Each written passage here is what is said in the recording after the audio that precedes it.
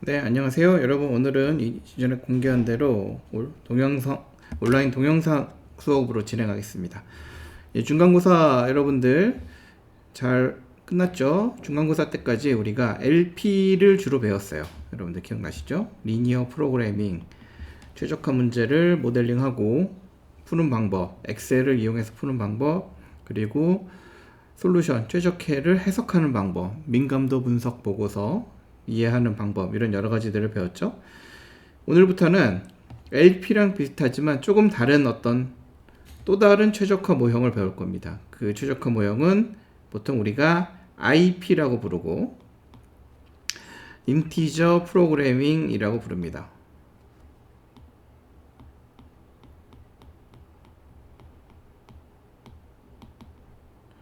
인티저 프로그래밍 프로블럼이라고 하고 보통 IP라고 얘기하고요. 인티저 옵티미제이션이라고 부르기도 합니다. 그렇죠? 리니어 대신에 인티저가 들어갔는데 이거 좀 이따가 자세한 설명을 들으면 알겠지만 이게 리니어가 없는 건 아니에요. 리니어가 있지만 그 리니어보다 이 인티저가 들어감으로써 문제가 굉장히 달라지게 됩니다. 어떤 식으로 달라지는지 한번 같이 보도록 하시죠.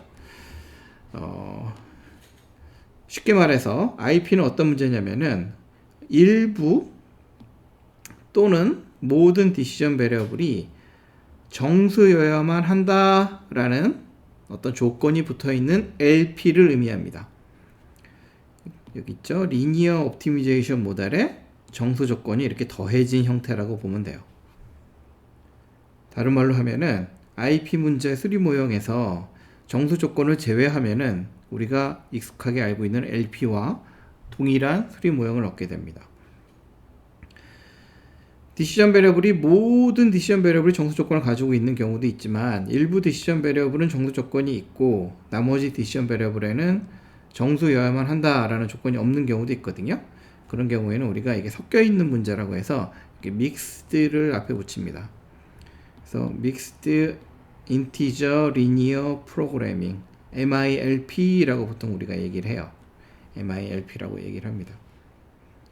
그리고 앞으로 여러분들이 자주 듣게 되는, 자주 사용하게 되는 특별한 정수 조건이 있습니다. 그게 뭐냐면은 정수 중에서도 이 두 개, 0 또는 1만 가질 수 있다라는 조건을 주기도 하거든요. 이런 디시전 베리어블을 우리가 바이너리라고 합니다. 바이너리 디시전 베리어블이라고 하고 이것도 IP의 일종이에요. 보통 IP라고 하고 정수 조건이라고 하면 여기 넘버라고 있죠. 이게 정수라고 생각하면 돼요. 그래서 보통 넘버라고 하면은 0, 1, 2, 3 이런 정수를 얘기합니다. 근데 바이너리라고 하면은 이 중에 다른 것들은 제외하고 0, 1, 두 가지만 얘기를 하는 거고 이 바이너리 디시전 베리어블이 중요한 이유가 나중에 다시 자세히 얘기하겠지만 이 로지컬한 어떤 조건을 나타내는데 굉장히 유용하게 쓰입니다. 로지컬이라는 것은 이게 논리적이라는 뜻이죠. 논리라는 것은 이런 거예요. P면 Q다. 이런 거 여러분들 배운 적 있죠? 고등학교 때. 이런 조건을 만족하면은 또 다른 어떤 상태가 돼야 된다. 이렇게 if then 만약에 이거면은 이거여야만 한다. 이런 것들이 논리적인 어떤 조건이거든요. 이런 논리적인 조건을 표현할 때 이 바이너리 베리어블이 굉장히 유용하게 쓰입니다. 아시겠죠? 여러분들 앞으로 여기 대해서 굉장히 우리가 자세하게 배울 테고 여러 가지 용어들을 몇 가지 더 얘기를 할게요. 바이너리 디시전 베리어블이 아닌 그냥 일반적인 모든 정수가 될 수 있는 디시전 베리어블을 우리가 제너럴한 인티저 베리어블이라고 하기도 하고 그냥 인티저 베리어블이라고 하기도 합니다. 같은 얘기입니다. 그래서 IP 이런 수립 모형을 우리가 수립을 할 거예요. 전에 LP를 배울 때 문제가 주어지면은 이거를 LP 수립 모형을 만들고 이거를 어떤 알고리즘 이거는 엑셀을 이용해서 우리가 풀었죠. 엑셀에 있는 심플렉스 알고리즘을 이용해서 문제를 풀어서 최적회를 얻고 최적화와 민감도 분석,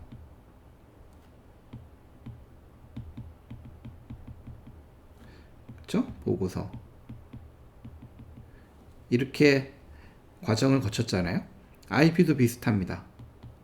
IP는 문제가 주어지면은 IP 수리 모형을 수립하고 LP와 비슷하게 우리가 엑셀로 풀 거예요. 하지만 알고리즘은 심플렉스와 다른 알고리즘을 쓸 겁니다. IP만의 어떤 알고리즘을 쓸 거예요. 거기에 대해서 좀 이따 얘기할 거고, 그래서 최적화를 넣습니다. 근데 민감도 분석 보고서는 없어요.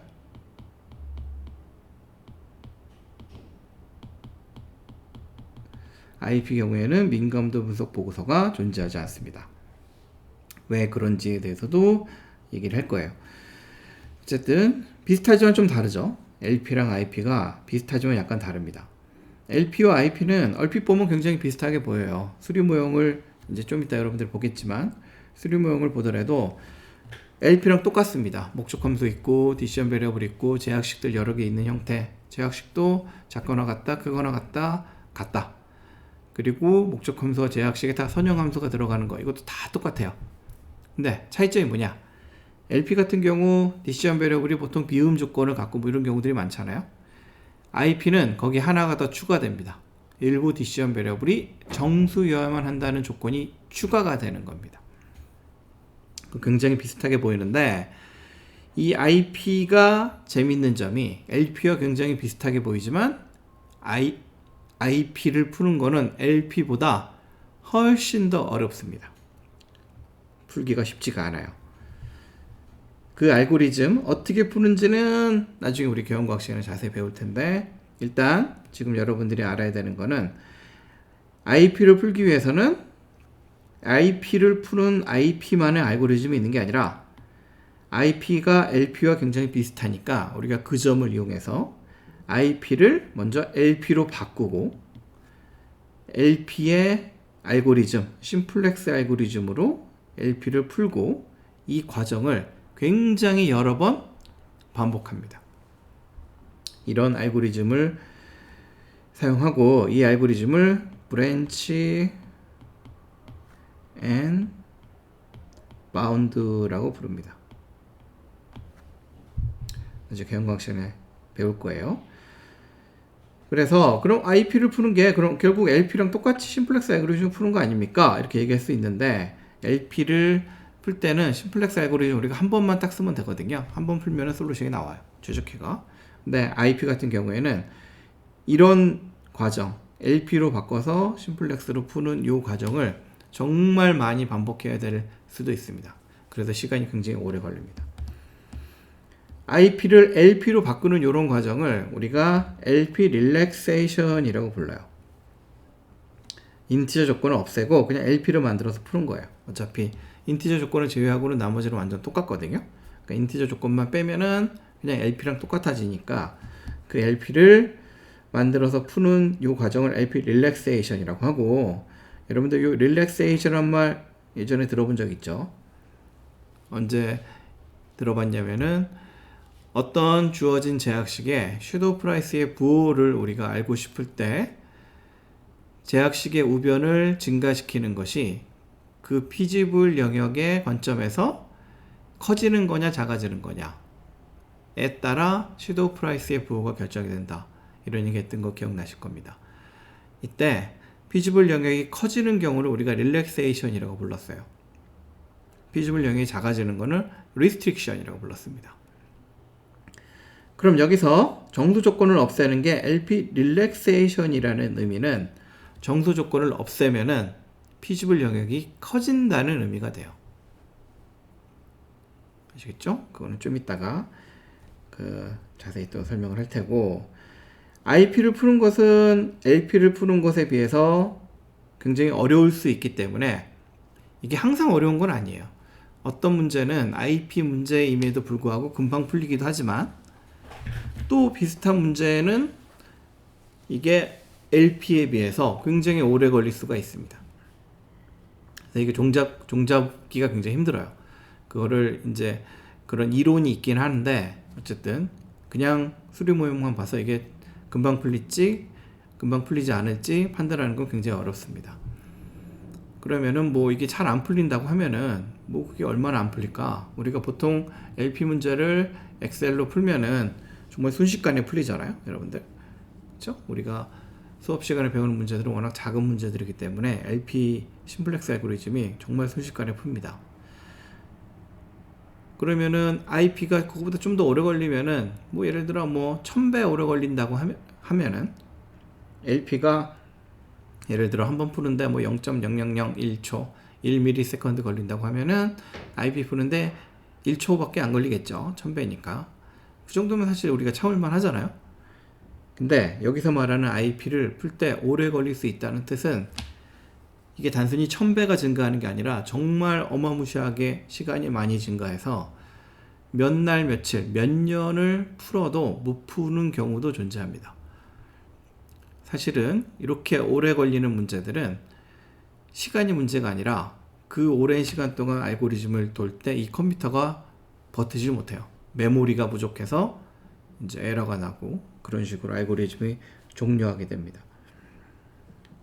오케이.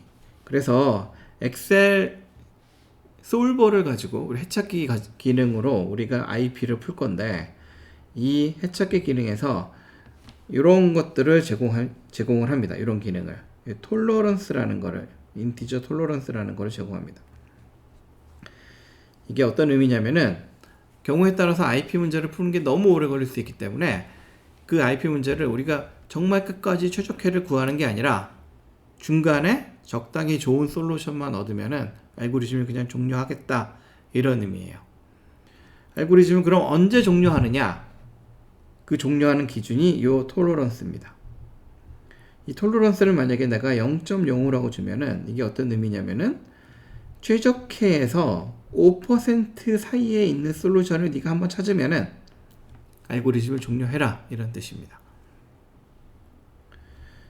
이 톨러런스를 내가 0으로 주면은 최적화에서 0% 벗어나는 솔루션을 찾으라는 얘기니까 이거는 최적화를 찾으라는 뜻이에요. 중간에 끝내지 말고 최적화를 찾을 때까지 알고리즘을 계속 진행해라 라는 뜻인데 이렇게 하면은 굉장히 오래 걸릴 수가 있으니까 보통 5%나 뭐 문제가 더 어려운 경우에는 10% 이렇게 어떤 미리 끝낼 수 있는 적당히 좋은 솔루션을 찾으면은 알고리즘을 끝내게 이런 식으로 값을 주기도 합니다.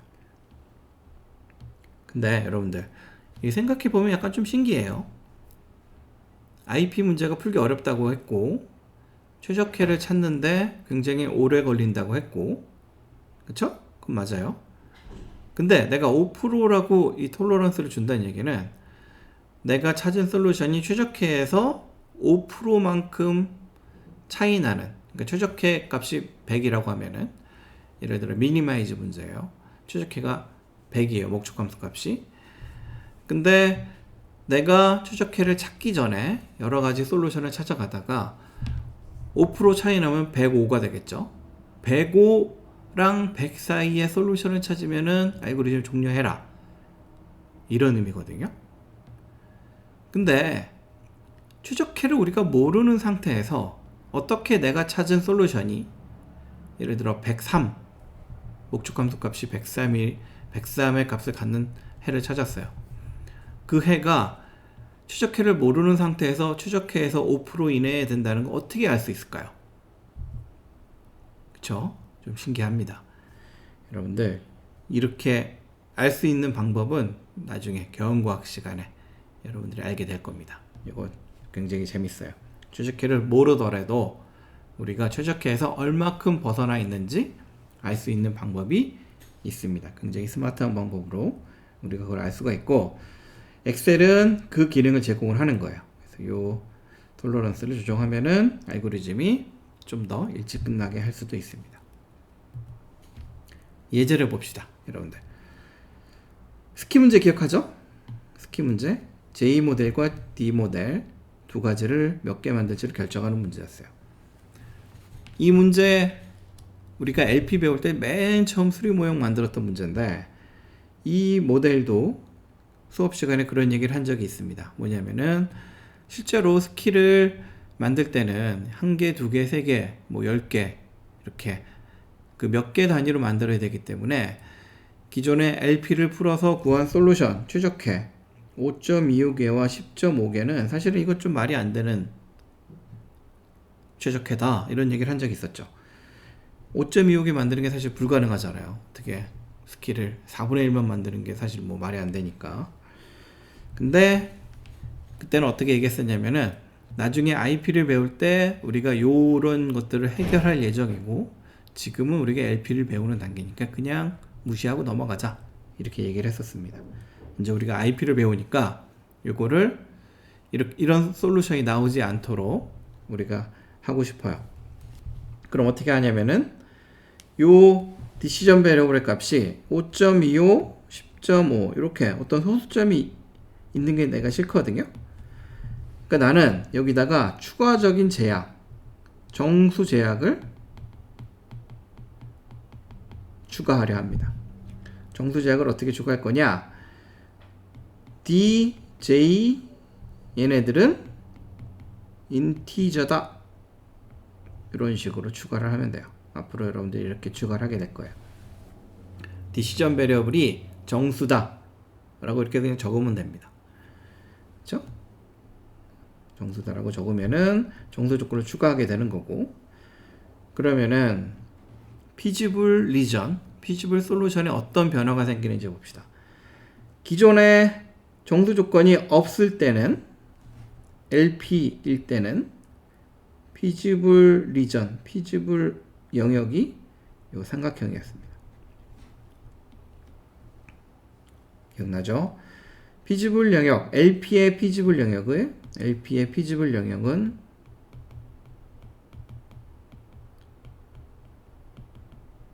항상 다각형이 된다. 옛날에 배웠던 거. 다각형이면 뭐가 있느냐? 꼭지점이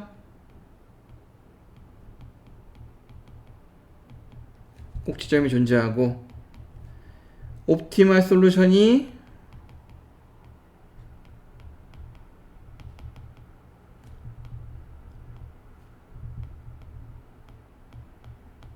어떤 꼭지점에 존재한다. 이런 얘기들을 우리가 배웠습니다. 이 특징을 이용해서, 이 성질을 이용해 가지고 우리가 이렇게 많은 피지블 솔루션을 다 들여다보는 게 아니라 이렇게 뭐 옥적함수 뭐 이런 거 해가지고 어떤 꼭지점을 찾았었잖아요. 그래서 바인딩 제약식 찾고 이런 거 했던 거 기억날 거예요. 그러니까 LP에서 우리가 배웠던 모든 그런 이론들, 알고리즘들은 사실은 요거 LP의 피지블 영역이 이렇게 폴리헤드론, 다각형이다라는 것에서부터 다 모든 게 출발합니다. 아시겠죠? 근데 지금 정수 조건이 이렇게 들어가게 되면은 어떤 일이 발생하는지 한번 봅시다. 정수 조건이 이렇게 추가가 됐어요. 정수 조건 추가됐습니다. 그러면은 디시전 베리어블이 이제 정수만 가능한 거예요. 그러면은 여기 점 보이죠? 얘네들만 피지블 솔루션이고 요 사이사이에 있는 요 점들 사이에 있는 요 공간들은 더 이상 피지블한 솔루션이 아닙니다. 어떻게 바뀌는지 알겠죠? 그러니까 피지블 영역이 전에는 요 제약식들로 이루어진 어떤 다각형이었는데 이제 다각형이 아니라 이 다각형 안에 있는 요 정수 포인트들로 바뀌는 거예요. 어떻게 바뀌는지 알겠죠? 그 정수 포인트로 바뀌면 도대체 어떤 변화가 생기는가? 뭐가 달라지는가? 정수 포인트도 보니까 이렇게 다각형 안에 들어있으니까 이렇게 눈 흐릿하게 보면은 다각형처럼 보이거든요. 폴리헤드론처럼 보여요. 하지만 가장 결정적인 차이는 뭐냐? 더 이상 꼭지점이 존재하지 않는다라는 겁니다. 꼭지점이 존재하지 않는다는 것은 무슨 얘기냐면은 보세요.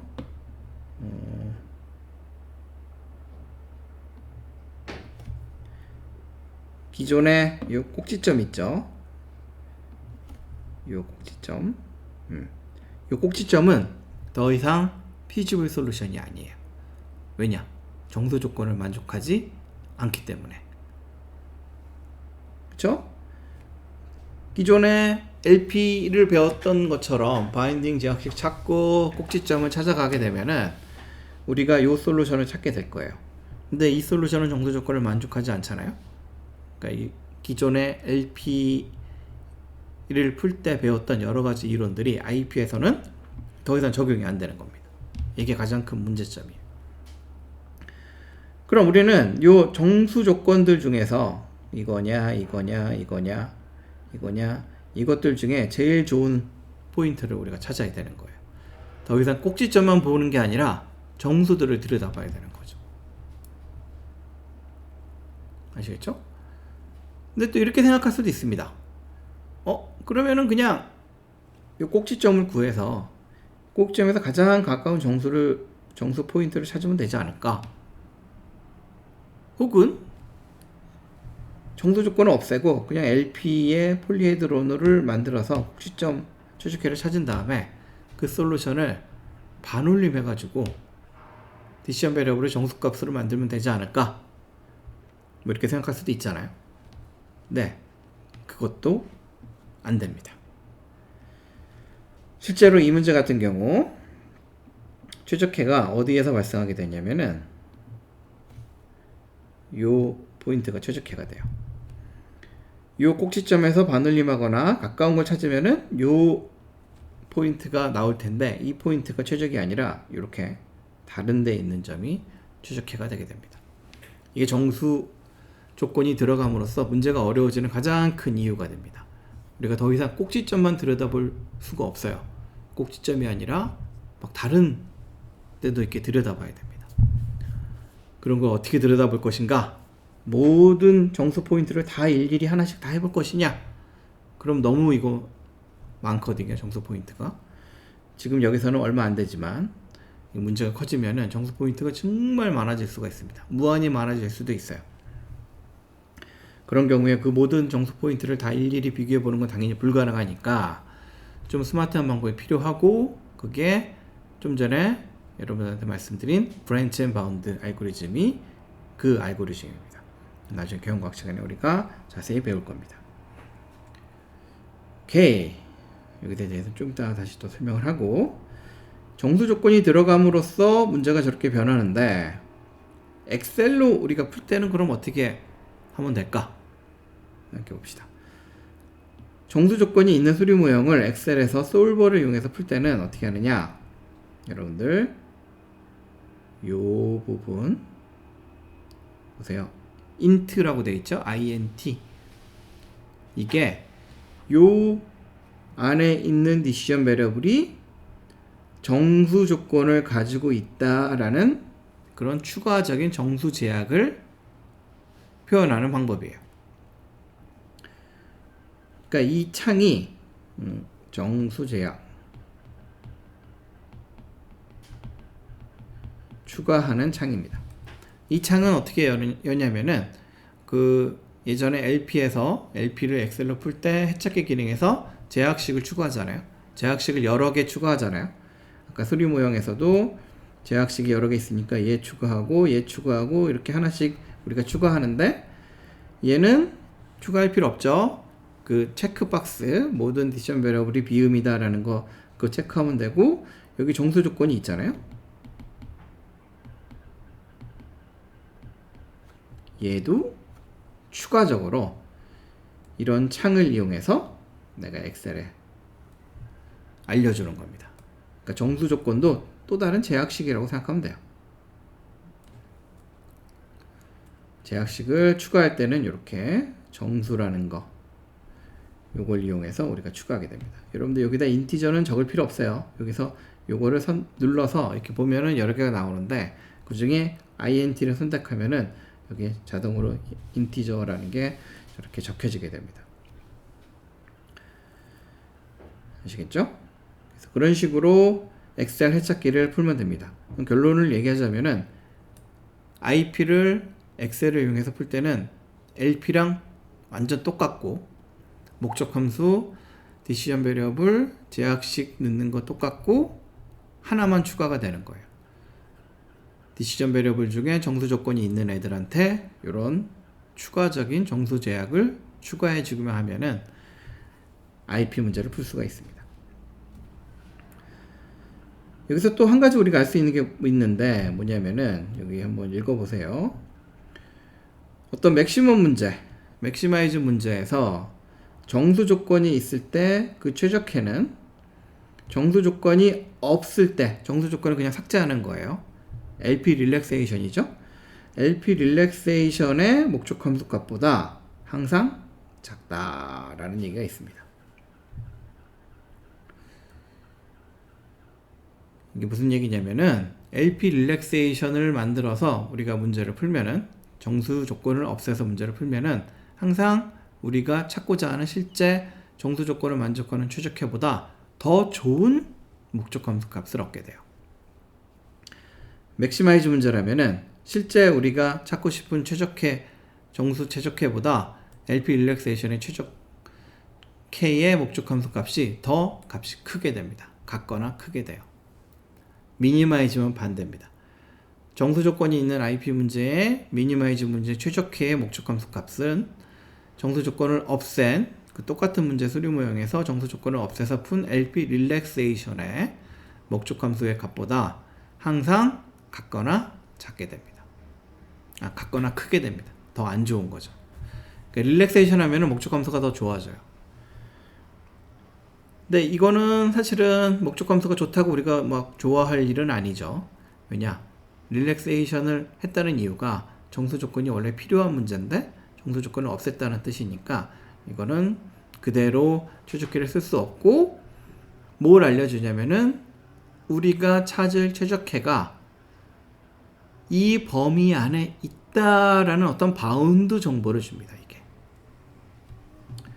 그림으로 그려볼까요? 맥시마이즈 문제 생각해 봅시다. 우리가 찾고자 하는 정수 최적해가 어딘가에 있어요. 값이 몇인지는 모릅니다. 아직 안 풀어봤으니까. 근데 여러분들이 LP 릴렉세이션을 풀어요. 그 수리 모형에 정수 조건을 없애고 그냥 심플렉스 알고리즘으로 푸는 거예요. 그건 쉽잖아요. LP는 쉽다고 했으니까. 그래서 구하면은 항상 내가 얼마인지 모르지만 이 정수 최적해의 목적 함수 값보다 이렇게 더 위에 있는 목적 함수 값이 나오게 됩니다. 보통 이렇게 되면 우리가 이렇게 위에 바를 붙여요. 그래서 얘를 어퍼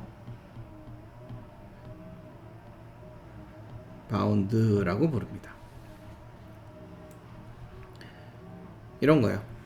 여러분들이 회사에서 어떤 최적화 문제를 풀어야 되는데 그 문제가 굉장히 어려운 IP 문제입니다. 이거 푸는데 굉장히 오래 걸려요. 며칠 걸려요. 근데 사장님이 마음이 급해요. 빨리 이거 최적해 가져와. 목적 함수 값이 도대체 맥시마이즈 문제인데 얼마까지 갈지 빨리 최적해를 가져와서 내가 궁금해 막 물어봤어요. 여러분들이 할 수 있는 것 중에 하나가 이겁니다. IP를 끝까지 푸는 건 너무 오래 걸리니까 그 문제의 LP 릴렉세이션을 그냥 간단히 풀어보는 거예요. 그러면은 LP 릴렉세이션의 목적 함수 값이 나오겠죠. 최적값이. 그럼 사장님한테 이렇게 얘기할 수 있는 겁니다.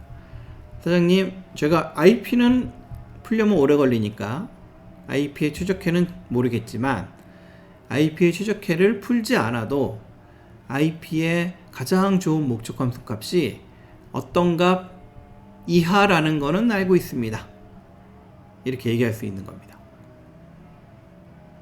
아시겠죠? 이런 거를 우리가 그 릴렉세이션 바운드라고 얘기하고 아까 엑셀에서 해찾기 기능에서 톨러런스 값을 지정해 주면은 최적해를 찾지 않아도 최적해에서 몇 프로 사이에 있다 이런 걸 알 수 있다 이런 얘기 했었잖아요. 그 신기하게 최적해가 없는 상태에서 최적해에서 얼마큼 벗어나 있다라는 걸 알 수 있는 방법이 사실은 이런 바운드를 이용하는 겁니다. 나중에 교양과학 시간에 더 자세히 배우도록 하겠습니다. 다시 예제로 돌아옵시다. 예제로 돌아와 보면은 이 문제 같은 경우에는 여기 목적 함수가 이렇게 되거든요. 이 점선. 그래서 실제로 IP 문제의 최적화를 찾아보면은 이제 이 점이 됩니다. 아까 설명했듯이 LP의 최적화랑 상당히 멀리 떨어져 있죠. 거리를 보면은. 그쵸? 요 사이에 이렇게 다른 정수 포인트들도 많아요.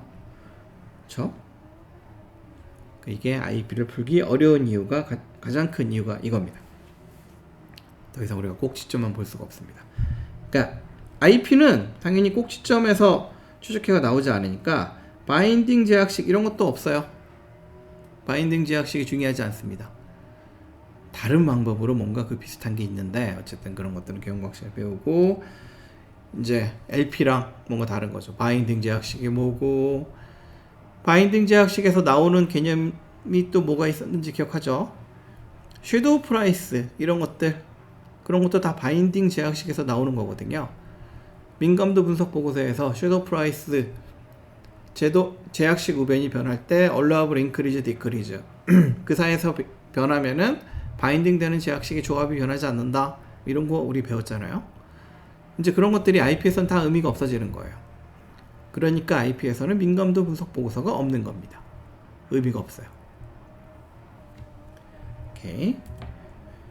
봅시다. 다시 한번 얘기하자면은 LP를 푸는 거는 굉장히 쉬워요. 디시전 베리어블이 제약식이 엄청나게 많아도 막 1000만 개 이래도 금방 풀립니다. 하지만 IP는 신기한 게 생긴 건 LP랑 굉장히 비슷하게 생겼는데 정수 조건이 추가된 것밖에 없는데 하지만 IP를 푸는 거는 굉장히 어려워요. 그래서 디시전 베리어블이 한 100개만 있어도 IP 문제는 막 몇 년 동안 풀어도 불가능한 경우도 많이 있습니다.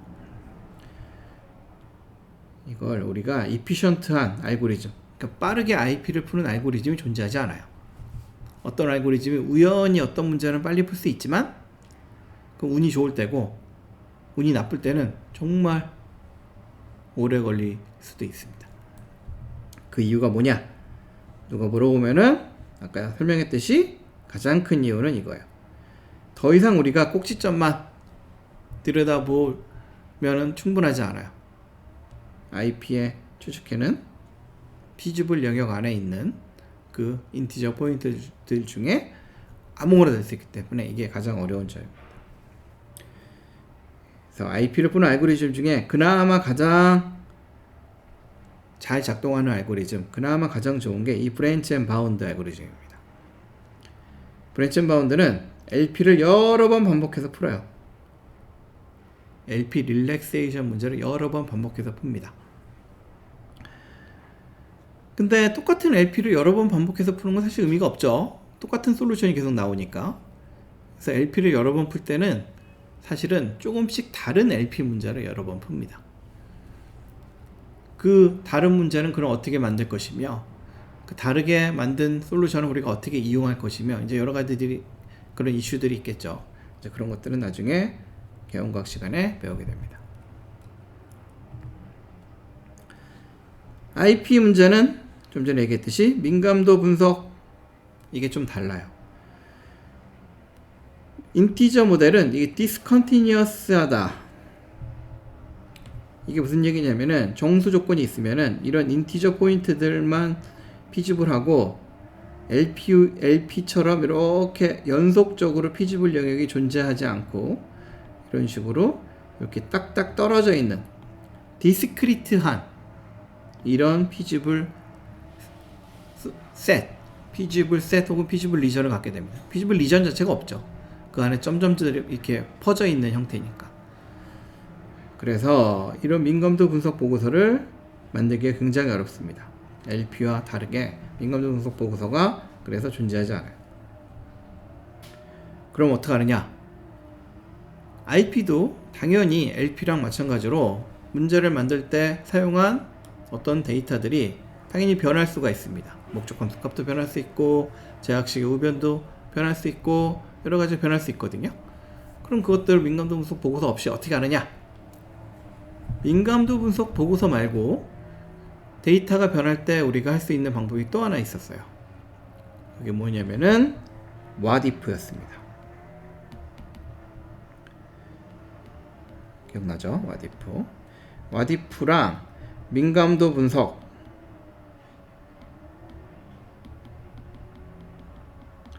장점과 단점. 기억나죠? 우리 여러 번 했었잖아요, 수업 시간에. LP 같은 경우에는 두 가지 중에 우리가 좋은 거를 골라서 했는데, IP 같은 경우에는 이쪽을 못 쓰니까 우리가 이제 요거 와디프만 사용할 수가 있습니다. 와디프라는 건 뭐냐? 쉽게 말해서 다시 푸는 거예요. 데이터를 바꾼 다음에 문제를 처음부터 다시 푸는 겁니다. 근데 IP 문제는 문제 하나 풀기가 어렵다고 이렇게 여러 번 얘기했는데, 그럼 민감도 분석 보고서를 없으니까 와디프 분석을 하기 위해서 문제를 여러 번 반복하면은 이거 너무 오래 걸리는 거 아닙니까? 네, 맞아요.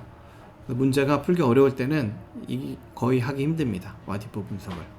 그래서 와디프 분석은 문제가 작거나 그래서 IP임에도 불구하고 금방금방 풀릴 때 우리가 할 수 있는 방법이라고 생각하면 됩니다.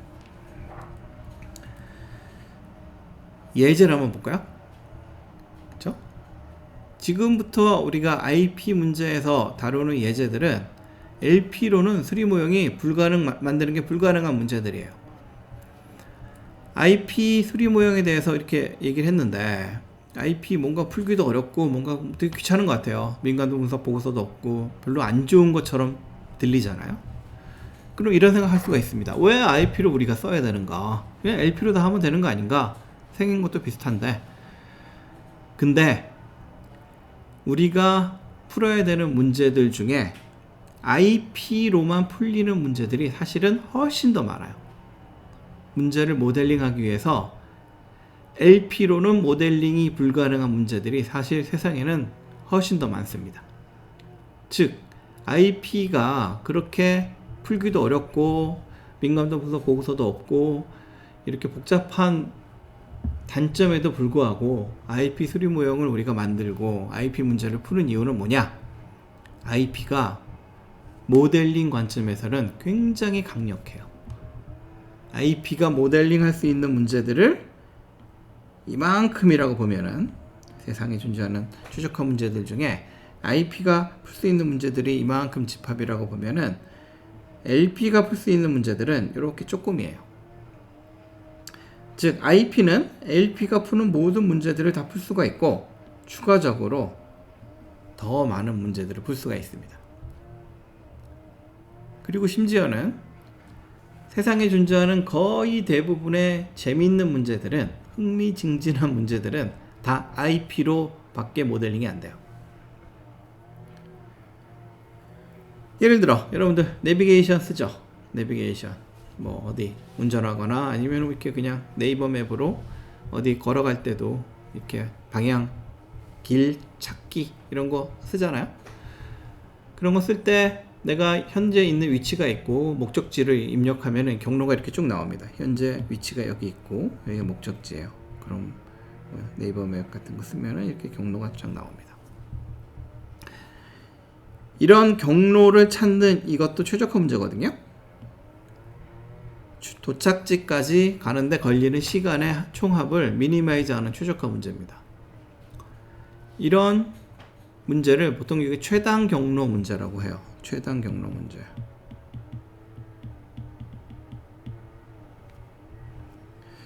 혹은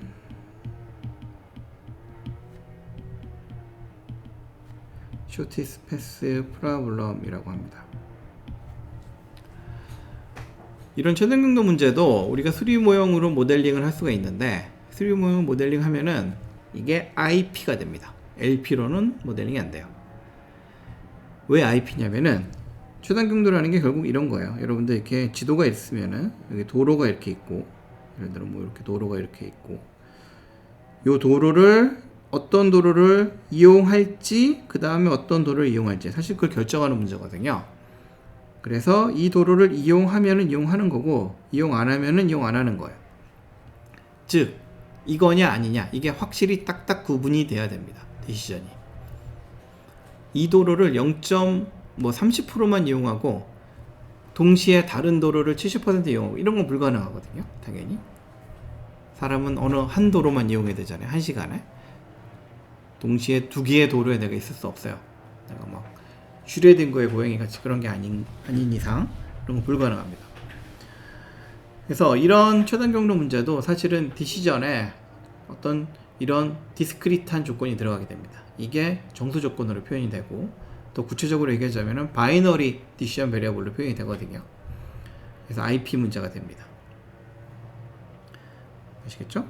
그래서 우리가 재밌는 문제들은 거의 다 IP라고 생각하면 되고, 그래서 지금부터 다룰 몇 개의 문제들도 다 LP로는 모델링이 불가능한 그런 IP로만 모델링 가능한 문제다 라고 생각하시면 될 것 같아요.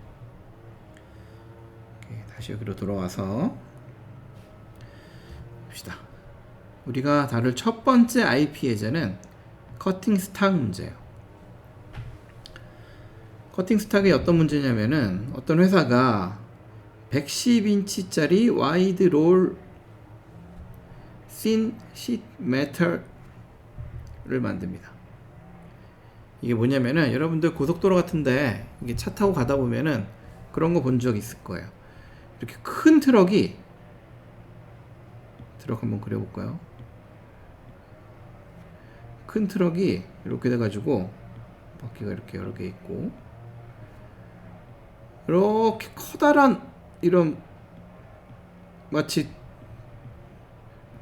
그림 잘 못 그리겠다. 이런 거 싣고 가는 거 본 적 있죠, 여러분들?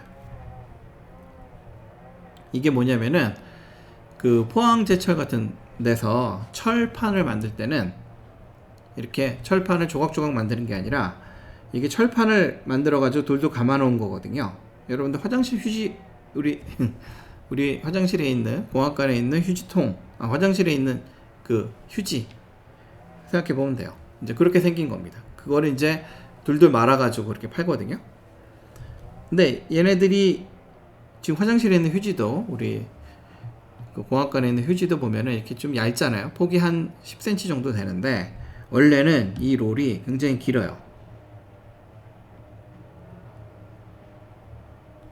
이렇게 길게 만듭니다. 길게 만든 다음에 이거를 이렇게 조각조각 잘라서 파는 거예요. 그러면 이제 화장실 롤 하는 게 하나가 나오겠죠. 이렇게 두 개가 나올 수도 있고 여러 개가 나올 수도 있습니다. 근데 이게 조각조각 잘라서 팔 때, 이게 예를 들어 화장실 휴지로 쓰는 거는 한 10cm 정도면 될 거고, 뭐 다른 용도로 쓰는 거는 이게 좀 길 수도 있거든요. 그러니까 제품마다 이 잘라야 되는 이 길이가 달라지게 됩니다. 그러면은 내가 요 회사 입장에서, 포항제철 입장에서 내가 팔아야 되는 그 요 길이가 요 세 가지가 있다고 가정해 봅시다. 그리고 이 전체 길다란 요 롤은 우리가 110인치예요, 길이가. 그러면은 요 12인치, 15인치, 30인치 요런 제품들을 위해서 내가 12 혹은 15, 30 이렇게 잘라서 갖다 줘야 되는데, 요 숫자들이 사실은 110이랑 딱 나눠서 떨어지지 않잖아요. 항상 이런 자투리가 발생하게 됩니다. 얘네들은 버려야 돼요. 그쵸? 이렇게 작은 것들은 사가는 데가 없으니까 이런 것들은 낭비가 되게 됩니다. 그걸 우리가 보통 스크랩이라고 해요. 버리는 부분. 이거 아깝잖아요. 이렇게 되면은. 그래서 이런 문제들은, 이 문제에서는 우리가 스크랩을 줄이고 싶어요. 스크랩은 근데 내가 원래 110인치짜리 롤을 어떤 식으로 자르느냐에 따라서 이 스크랩의 크기가 달라지거든요.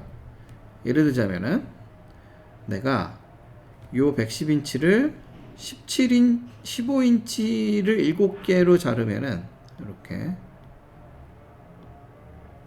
7개가 되는 거예요. 둘, 셋, 넷, 다섯, 여섯, 일곱. 요 마지막 얘가 이제 5인치가 남게 됩니다. 이렇게 자르는 것도 하나의 방법이지만, 예를 들어 요 있는 것처럼 12인치를 7개로 이렇게 자르고 15인치 하나 하면은 스크랩 크기가 달라지거든요. 스크랩은 12인치보다 클 수는 없죠. 12인치보다 크면은, 같거나 크면은 우리가 12인치 제품으로 팔면 돼요. 근데 12인치보다 작은 크기는 사실은 팔 수가 없으니까 그게 스크랩이 되는 거고, 그래서 어떻게 자르느냐에 따라서 스크랩의 크기가 결정이 되게 됩니다. 그래서 이 스크랩의 크기는 어떻게 계산하면 되겠어요? 110에서 요거 12 곱하기 요거 몇 개 나오느냐, 15 곱하기 몇 개 나오느냐, 30 곱하기 몇 개 나오느냐 빼주면 되겠죠. 그럼 스크랩 크기가 됩니다. 그래서 이렇게 자르는 방법, 110인치 길다란 요 롤을 자르는 방법을 우리가 패턴이라고 부를게요. 이 회사는 6가지 패턴을 쓴다고 합니다. 이렇게 6가지 패턴이 있어요. 각각 패턴을 보면은 여러분들 숫자가 다르죠. 나오는 제품이 달라요. 4번 패턴은 12인치 제품 9개 나오고 다른 건 하나도 안 나옵니다. 5번 패턴은 12인치 5개 나오고 15인치 하나 나오고 30인치 2개 나와요. 패턴에 따라 제품이 몇 개 나오는지가 결정이 되게 됩니다. 오케이. 그리고 디맨드가 있어요. 디맨드는 뭐냐면은 각각 12인치, 15인치, 30인치마다 제품이 몇 개가 필요한지 우리한테 요청한 그 값이에요. 12인치는 500개가 있어야 되고 15인치는 715개, 30인치는 630개를 우리가 만들어야 돼요. 아시겠죠? 그래서 이런 롤이 우리 회사에는 이게 굉장히 많거든요. 지금 이게 몇백 개 다니잖아요. 이게 굉장히 많아요. 근데 이 각각의 롤을 내가 몇 번 패턴으로, 패턴 1번으로 하느냐, 패턴 5번으로 하느냐 이런 식으로 결정을 하겠죠. 롤마다. 패턴 3번으로 하느냐 이런 식으로 결정을 하게 되면은, 그럼 여기서 제품이 12인치 몇 개, 15인치 몇 개, 30인치 몇 개가 다 나오게 되고, 얘네들 개수를 12인치를 다 합친 게 500개보다 커야 되고, 같거나 커야 되고, 15인치를 다 합친 게 715개보다 더 같거나 커야 되고, 30인치 나오는 거를 합친 게 630개보다 커야 된다. 그게 문제의 조건입니다. 아시겠죠? 이 문제 한번 수리 모형으로 만들어 봅시다. 그렇죠? 목적 함수는 스크랩을 미니마이즈 하는 거예요. 수리 모형 어떻게 만들면 될까요? IP 문제의 수리 모형 만드는 거 기본적으로 LP랑 동일해요. 어떤 면을 동일하느냐? 디시전 베리어블 정의하고 목적 함수 정의하고 제약식들 찾으면 됩니다. 디시전 베리어블 정의해 봅시다. 이 문제에서 우리 결정해야 되는 게 뭔가 생각해 보세요. 우리가 모르는 게 뭐예요? 애매한 게 뭐냐면은 이 롤은 굉장히 여러 개가 있어요. 커팅 롤은 공장에서 계속 나와요. 계속 만들고 있습니다. 착착착착 나와요. 그 나오는 것마다 내가 몇 번 패턴을 적용할지 사실 그거 결정해야 되는 거거든요. 그렇죠? 몇 번 패턴을 적용할지 그게 우리가 결정해야 되는 가장 중요한 디시전입니다. 즉 패턴을 어떻게 적용할지, 몇 번 패턴을 쓸지. 패턴이 6개고 첫 번째 롤에 몇 번 패턴을 쓰고 두 번째 롤에 몇 번 패턴을 쓰고 여기 있는 것처럼 이렇게 이거를 결정하는 게 가장 중요한 디시전이라고 보여집니다.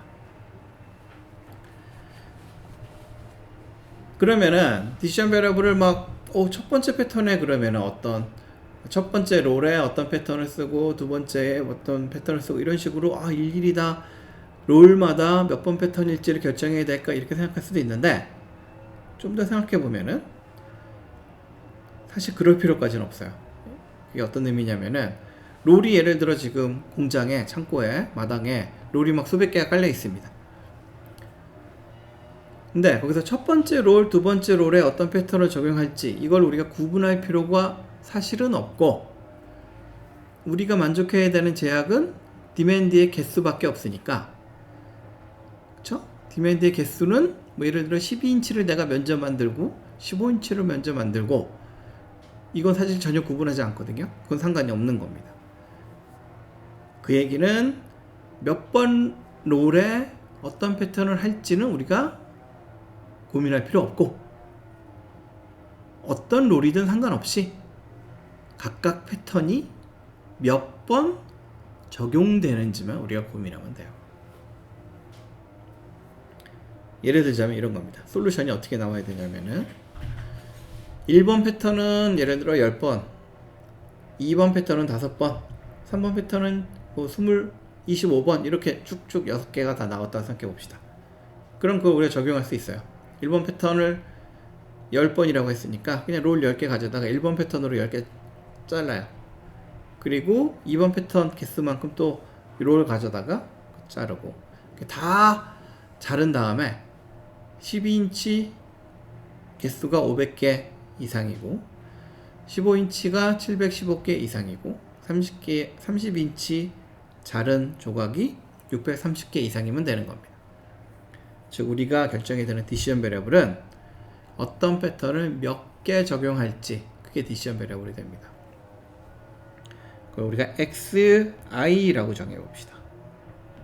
i는 패턴 번호예요. x1부터 x6까지가 디시전 베리어블이 됩니다. 그리고 패턴을 적용할 때 패턴을 한 뭐 30%만 적용할 때 이건 말이 안 되잖아요. 그 롤을 한번 자르기 시작하면 그 롤은 못 써요. 그쵸? 그 롤은 그냥 짜투리로 버리든지 아니면 그 안에 상품이 나오면은 그거 갖다가 디맨드를 주든지 둘 중에 하나를 해야 됩니다. 즉 패턴을 적용하는 것은 10번이면 10번이지 10.5번 이런 것들은 불가능합니다.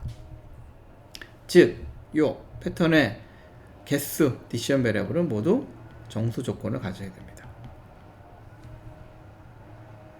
아시겠죠? 정리해 보자면은 디시전 베리어블 xi를 i 패턴을 이용해서 우리가 110인치 롤을 몇 번 그 패턴을 적용할 것인가, 이거를 디시전 베리어블로 정의하고 얘는 정수 조건을 가져야 됩니다. 즉 이렇게 비음 조건도 당연히 있겠죠. 비음 조건도 당연히 있습니다. 패턴을 막 음수번 적용하는 건 당연히 불가능하잖아요. 그러니까 비음 조건도 있고 정수 조건도 있어야 돼요. 디시전 베리어블 이렇게 정의했으면은 이제 목적 함수와 제약식을 정의해야 되겠죠. 목적 함수는 어떻게 하느냐? 우리가 패턴을 몇 번 패턴을 쓰느냐에 따라서 스크랩이 얼마 나올지를 우리가 이미 알고 있으니까, 그러면은 1번 패턴을 10번 쓰게 되면은 1번 패턴에 나오는 스크랩은 50이잖아요. 즉 이렇게 그 패턴을 사용하는 횟수와 하나 패턴을 한 번 적용할 때 나오는 스크랩의 길이, 이걸 곱하면은 그 패턴의 총 스크랩 양이 됩니다. 이거를 모든 패턴에 대해서 다 더하면은 총 스크랩 양이 되게 됩니다. 목적 함수는 상대적으로 쉬운데 제약식이 약간 좀 까다롭습니다. 제약식 볼까요? 여러분들 이렇게 됐어요. 이게 어떤 의미인지 한번 생각을 해보세요. 도대체 이게 어떻게 만들어진 건가? 첫 번째 제약식 볼까요? 12인치 롤에 대한 제약식이라고 되어 있고 우변이 500입니다. 500은 뭐냐? 이거는 뭔지 알 것 같아요. 디맨드예요. 12인치 롤을 500개 이상 만들어야 되니까 부동호의 방향 500개 이상, 크거나 작다, 크거나 같다, 제약식의 방향이 나온 겁니다. 그리고 이 좌변은 도대체 어떻게 만들어진 걸까요? 이 표에서 이 좌변에 있는 개수들을 한번 찾아볼까요? 여러분들 001927 이거네요. 그쵸? 이 좌변은 어떤 의미냐면은 각각 패턴을 몇 번 적용할지를 디시전 베리어블로 정의했으니까 각각 패턴을 적용했을 때 12인치가 몇 개 나오는지가 이 숫자거든요. 그쵸? 이 좌변은 이렇게 얘기할 수 있겠죠. 각각 패턴을 디시전 베리어블 만큼 적용했을 때 우리가 얻게 되는 12인치 제품의 총 개수가 되게 됩니다. 그게 12인치 제품의 디맨드 500보다 크거나 같아야 된다 라는 제약식이 되는 겁니다. 두 번째 제약도 마찬가지죠. 이거 각각 패턴을 적용했을 때 15인치 롤이 몇 개 나오는지가 이 개수가 되고, 그러면은 이 좌변은 15인치 롤의 총 개수가 되게 됩니다. 그게 디맨드 715보다 크거나 같아야 된다. 세 번째 제약식도 마찬가지입니다. 한번 잘 살펴보세요. 제약식 이렇게 적고, 그 다음에 잊지 말아야 될 거예요. 여러분들 이거 비음 이거 여전히 필요해요. 그쵸? 음수가 될 수 없잖아요. 패턴을 뭐 음수로 번 적용한다는 게 말이 안 되니까. 정수 조건. 정수 조건을 이렇게 적어도 돼요. 디시전 베리어블이 정수 조건. 요거를 이렇게 한꺼번에 적어도 되고, xi는 비움 조건하고 xi는 이렇게 따로 적어도 됩니다. 따로 적어도 되고, 혹은 이거 이렇게 적기도 해요. 이렇게 적어도 되고 이렇게 적어도 됩니다. Z는 정수의 집합을 의미합니다. 수학에서 정수의 집합인데, Z 플러스가 붙으면 뭐냐? 이거는 음수가 아닌 0, 1, 2, 3, 4 정수를 얘기합니다. 그쵸? 오케이. 이렇게 이건 집합이기 때문에 기호가 이렇게 달라졌죠. 집합에 포함되어 있다 라는 뜻입니다. 문제 수리 모형. 여러분들 이 문제는 LP로는 모형화가 안 돼요. 이 문제에서 요 정수 조건을 없애고 풀면은 이게 LP 릴렉세이션 문제가 됩니다. 오케이. 우리는 이 정수 조건을 그대로 가지고 IP 문제를 풀고자 하거든요. 엑셀로 입력하는 건 똑같습니다. 엑셀로 입력하는 기존의 LP랑 똑같아요. 이거 다 똑같아요. 제약식 부분에서 이게 추가가 되는 겁니다. 이게 어디냐면은 요거랑 똑같거든요. 디시전 베리어블들이 다 정수다. 요 조건 어떻게 추가하느냐? 요거 add 버튼 눌러가지고 이렇게 창이 나오면은, 그쵸? 아까 봤죠? 요 영역 요거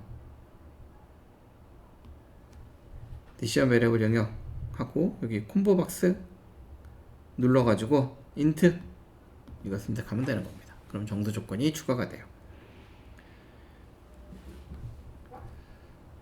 오케이. 민감도 분석 보고서는 없으니까 아쉽게도 그건 여기서 다룰 수가 없네요. 두 번째 예제 한번 볼까요? 두 번째 예제. 이 문제도 재밌는 예제입니다. 스케줄링 문제예요. 직원들을 스케줄링 하고 싶어요. 누구는 몇 시부터 몇 시까지 일하고 뭐 이런 것들, 그런 것들부터 스케줄링 문제라고 합니다. 스케줄링도 이게 IP로만 표현할 수 있는 문제 중에 하나예요. LP로 스케줄링 문제를 풀는 거는 거의 불가능하다고 생각하면 됩니다. 이제 볼까요? 어떤 회사, 브루어 서비스니까 이건 양조장인 것 같아요. 술 만드는 회사 같아요. 양조장이 어떤 매장을 운영하는데, 이 매장에서 아침 8시부터 저녁 5시까지 매장을 오픈합니다. 아침 8시부터 5시까지 쉬는 시간 없이 매장을 오픈하는데, 이게 8시부터 5시까지 시간대별로 오는 손님들이 달라요. 아침에는 손님들 많이 안 오겠죠. 뭐 아침 8시부터 술 사러 오는 손님 많이 없을 거 아니에요. 그래서 아침에는 손님 별로 없어가지고 아침에는 일하는 사람이 별로 없어도 돼요. 5명이면 충분합니다. 근데 이 오후에는 사람들이 많이 오거든요. 이제 집에 가기 전에 뭐 여기 들려가지고 맥주 한잔 사려고 뭐 사람들이 오겠죠. 그래서 되게 바빠요. 그래서 오후에는 이렇게 직원이 많이 필요합니다. 시간대별로 필요한 직원들을 이렇게 조사를 했어요. 그렇죠? 어떻게 조사하느냐? 뭐 당연히 비즈니스 어널리틱스의 세 가지 구성 요소 중에 디스크립티브 어널리틱스 그리고 프리딕티브 어널리틱스 뭐 이런 것들을 이용해 가지고 시간대별로 필요한 인원들을 미리 조사를 한 겁니다. 근데 문제가 뭐냐면은 이런 인원이 우리가 다 없어요. 현재 우리 회사에는 5명이 일하고 있는데 얘네들은 정규직이에요. 얘네들은 하루 종일 일해요. 그러니까 5명이 항상 있어요. 일하는 시간에는. 그러면은 8시부터 9시까지는 5명이 필요한데 5명이 있으니까 사실은 이때는 충분한데 요 나머지 시간대에는 인원이 부족하잖아요. 그래서 우리가 알바를 뽑고 싶어요. 알바. 정규직이 아니라 파트타임. 하루 종일 일하는 게 아니라 하루에 4시간만 일하는 그런 알바 직원을 뽑고 싶습니다. 이거 다 정규직으로 하면 돈이 너무 많이 드니까. 그리고 다 정규직으로 하는 게 이게 불합리한 이유가 이게 시간대별로 필요한 직원들이 이렇게 다르잖아요. 그래서 19명을 내가 정규직으로 다 뽑아 놓으면은 요 나머지 시간대에는 한 10명 이상이 이제 할 일이 없어서 놀게 되는 거거든요. 그건 좀 너무 낭비니까 정규직이 아니라 하루에 4시간씩 일하는 파트타임을 고용하려고 하고 있습니다. 그렇죠? 요 파트타임 직원들은 4시간 일하는데 4시간 일하는 직원한테 여러분들 알바 해봐서 알겠죠? 너는 오전에 2시간 하고 오후에 2시간 해. 이게 사실 말이 안 되잖아요. 하루 종일 일은 안 하지만 회사에 있어야 되니까. 그래서 당연히 요 4시간은 연속된 4시간이어야 합니다. 연속된 4시간으로 일할 수밖에 없어요. 즉 8시부터 하나 둘 셋 넷 이렇게 일하든지 아니면 12시부터 하나 둘 셋 넷 이렇게 일하든지 이런 식으로 일하기 시작하는 시간부터 4시간 연속으로 4시간 동안 일할 수 있다고 생각해 봅시다. 이럴 때 우리가 알고 싶은 게 뭐냐면은 파트타임 직원을 고용하는 건 좋은데 너무 많이 고용하면 당연히 비용이 많이 드니까 파트타임 알바를 해야 되는 요 디맨드를 맞추기 위해 고용해야 되는 알바의 명수를 미니마이즈 하고 싶어요. 그렇죠? 이런 문제도 LP로는 수리 모형 만드는 게 불가능합니다. 여러분들 사람을 몇 명 고용할지 뭐 이런 것도 결정하는 문제잖아요. 사람을 뭐 나눌 수 없잖아요. 사람을 뭐 자를 수도 없고 0.1 사람 요거 이런 거 없잖아요. 사람은 당연히 1명, 2명, 3명 정수 단위로 우리가 셀 수밖에 없으니까 이런 문제들도 당연히 정수 조건이 필요하게 됩니다. 그러면은 수리 모형을 만들어 봅시다. 수리 모형 만들기 위해서 제일 먼저 디시전 베리어블을 찾아야 돼요. 디시전 베리어블은 어떻게 정해야 하느냐? IP 문제의 또 다른 특징 중에 하나가 여기서 우리가 나옵니다. 뭐냐면은 지금까지 우리가 배웠던 LP 문제들은 수리 모형 만드는 게 어떻게 보면 좀 굉장히 뻔했어요. 뭐를 몇 개 만들 것이냐 뭐 이런 것들이잖아요. 디시전 베리어블이 다 그냥 그 몇 개 만드는 거를 정하면 돼요. 근데 IP 문제들은 수리 모형 만드는 게 디시전 베리어블을 정하는 것부터 뭔가 까다로운 경우들이 많이 있습니다. 디시전 베리어블이 얼핏 봐서 잘 보이지 않는 경우들이 많이 있어요. 이 문제도 마찬가지예요. 예를 들어 그냥 쉽게 생각해서 그래? 그러면 시간대별로 지우고 봅시다. 시간대별로 필요한 인원들이 있잖아요. 여기서 5를 빼면은 0, 7, 10 이런 식으로 시간대별로 필요한 알바들이 나오니까 명수가 나오니까 시간대별로 내가 일하는 직원을 디시전 베리어블로 하자. 예를 들어 y1, y2, y3 디시전 베리어블로 하자. 이렇게 정의한다고 생각해 봅시다. 시간대별로 알바가 몇 명 있을지. 그러면은 이 디시전 베리어블로 내가 예를 들어 목적 함수를 만들고 싶어요. 그럼 y1부터 y8까지 다 더하면은 이걸 미니마이즈 한다. 이게 목축함수가 제대로 되느냐? 안 됩니다. 왜 안 되냐면은 목축함수가 분명히 몇 명을 고용할지를 미니마이즈 하고 싶은 건데 요 y는 그 시간대에 몇 명의 알바가 일하고 있는지 그 디시전 베리어블이거든요. 즉, 첫 번째 시간에 8시부터 9시까지 일하던 알바는 그 다음에도 일해요. 4시간 연속으로 일하니까. 즉, 이 y 안에 중복 계산이 지금 들어가 있는 거니까 얘네들을 단순히 더하면은 여기서 우리가 미니마이즈 하고 싶은 고용하는 총 인원수가 되지 않고 그거보다 훨씬 더 많은 수가 되게 됩니다. 그렇죠? 이런 식으로 이 문제에서 가장 어려운 점은 그거예요. 4시간 연속으로 일하는데 그걸 어떻게 우리가 고려할 것인가?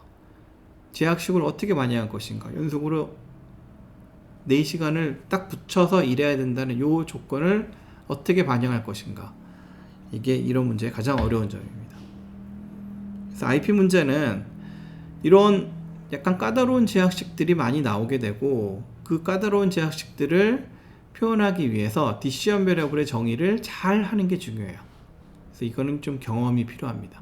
여러분들이 다양한 문제를 앞으로 접해보고 그러다 보면은 뭔가 이게 느낌이 오게 됩니다. 좀 경험이 필요해요. 뻔하지 않습니다. IP의 특징은 약간 좀 그 좋은 반짝반짝하는 아이디어 뭐 이런 게 필요하다고 볼 수도 있습니다. 이 문제 같은 경우에는 우리가 디시전 베리어블을 이렇게 정의합시다. xi라는 디시전 베리어블을 정의할 건데 이 디시전 베리어블을 어떻게 정의할 거냐면은 i 시간대는 1부터 8까지예요. 1번 시간대가 이거고 2번 시간대가 이거고 이런 식으로 시간대에 번호를 붙인 다음에 i가 시간대라고 하고 그 i번째 시간대에서 일하기 시작하는 알바생의 명수라고 정의합시다. i번째 시간대에서 일을 시작하는 아르바이트생의 명수예요. 그러니까 좀 다르죠. 그냥 그 시간대에 일하는 아르바이트생이 아니라 그 시간대에 일을 시작하는 아르바이트생의 명수입니다. 이렇게 디시전 베리어블의 정의를 바꾸면은 이게 어떤 효과가 나오느냐? 뭔가 간단해집니다. 예를 들어 목적 함수 볼까요? 지금 이 수직 모형 보면은 목적 함수가 이거잖아요. 그냥 지금 다 더했어요. x가 x7도 없고 x8도 지금 없네요. 이게 3, 4, 5, 6, 7, 8, 9 9까지 있어야 되는데 x9도 없습니다. x6까지만 있어요. 얘네들은 무시하네요. 이유는 뭘까요? 생각해보세요. 왜 x7, x8, x9 디시전 베리어블은 필요 없을까요? 왜 필요 없냐면은 알바를 고용하면은 우리는 이 알바들은 4시간은 무조건 일할 수가 있는 알바들이니까 요 시간대에 내가 알바를 고용할 필요가 있으면은 사실은 여기 1시부터 2시 사이에 시작하도록 고용하면은 그 알바들은 요 밑에까지 다 일할 수가 있습니다. 즉 우리가 문제를 풀어보지 않아도 x7, x8, x9 값을 0으로 줘도 우리가 최적회를 구할 수 있다는 것을 풀지 않아도 알 수가 있습니다. 그래서 디시전 베리어블은 1부터 6까지만 x1부터 x6까지만 내가 정의를 하는 겁니다. 그래서 그럼 7, 8, 9가 필요 없다는 거 알겠어요. 얘네들 필요 없어요. 그럼 1부터 6까지 이렇게 더하면은 이게 우리가 원하는 목적 함수가 될 것인가? 생각해 봅시다.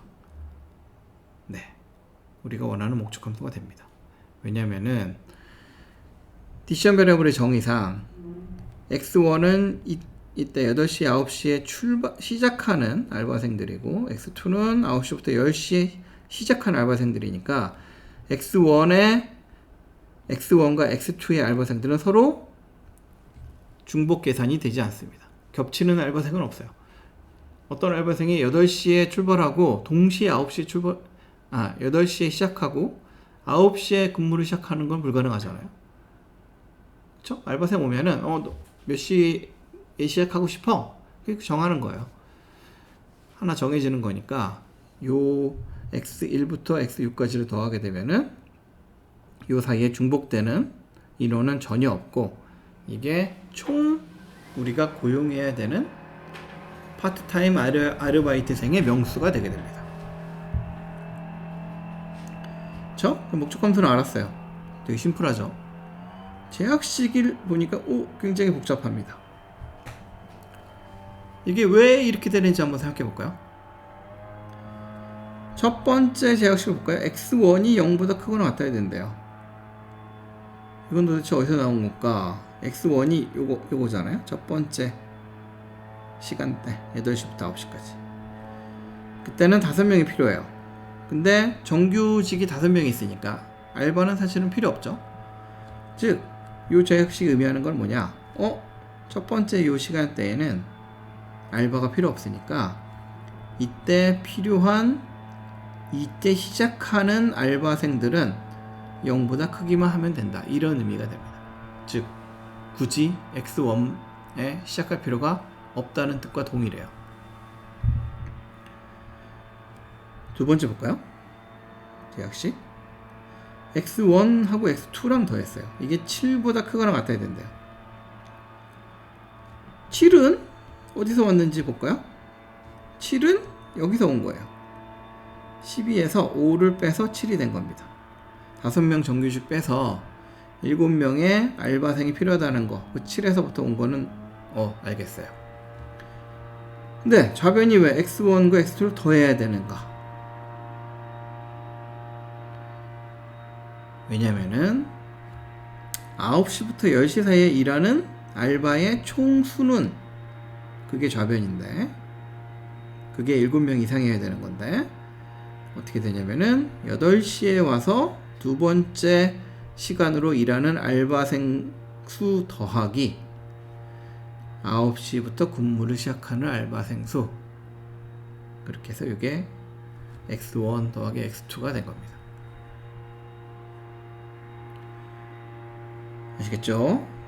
그래서 모든 시간대에 대해서 이렇게 똑같은 방법으로 우리가 제약식을 넣으면 되는 거예요. 예를 들어 요거 볼까요? 5번째 시간대 필요한 알바의 인원수는 6명이고, 그쵸? 5번째 시간대에 근무하는 알바의 수는 어떻게 계산하냐면은 5번째 시작하는 사람들 당연히 들어가고, 4번째 시간대 11시부터 시작한 사람들도 들어가고, 10시부터 시작한 사람들도 들어가고, 9시부터 시작한 사람들도 들어가죠. 하지만 8시부터 시작한 사람들은 요때 집에 가니까 그 사람들은 이 12시부터 1시 사이에 근무를 하지 않아요. 즉 이렇게 더하면은 요거죠. 12시부터 1시까지 일하는 알바의 총 인원수를 우리가 계산할 수가 있습니다.